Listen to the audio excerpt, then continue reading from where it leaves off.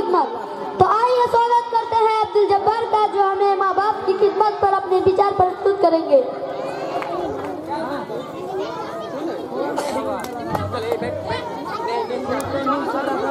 अस्सलामु अलैकुम व रहमतुल्लाहि व बरकातुहू। अल्हम्दुलिल्लाहि रब्बिल आलमीन वस्सलातु वस्सलामु अला रसूलिल करीम, अम्मा बाद। अऊज़ु बिल्लाहि मिनश शैतानिर रजीम, बिस्मिल्लाहिर रहमानिर रहीम। সম্মানিত সভাপতি, অতিথিবৃন্দ এবং শ্রোতাগণ, আজকে আমার বক্তব্যের বিষয় হলো পিতামাতার সাথে সদ্ব্যবহার। পিতামাতা সন্তানের জন্য বড় নিয়ামত, কেননা আমরা পিতামাতার মাধ্যমে পৃথিবীতে আসতে পেরেছি।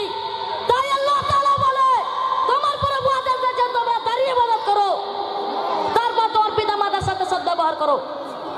আল্লাহ তাআলা পিতামাতার সাথে সদ্ব্যবহার করতে বলেছেন, এমনকি তিনি আরো বলেছেন তোমরা তাদের উফ শব্দ পর্যন্ত বলো না। আমাদের নবী সাল্লাল্লাহু আলাইহি ওয়াসাল্লামকে জিজ্ঞাসা করা হলো, হে আল্লাহর রাসূল সাল্লাল্লাহু আলাইহি ওয়াসাল্লাম, সদ্ব্যবহার পাওয়ার হকদারকে? তখন নবীজি বললেন, তোমার মা, তোমার মা, তোমার মা, তারপর তোমার বাবা। তাই আমাদেরকে পিতামাতার সঙ্গে সদ্ব্যবহার করতে হবে। আল্লাহ যেন আমাদের সকলকে পিতামাতার সাথে সদ্ব্যবহার করার তৌফিক দান করুন। আমিন। আসসালামু আলাইকুম ওয়া রাহমাতুল্লাহি ওয়া বারাকাতুহু।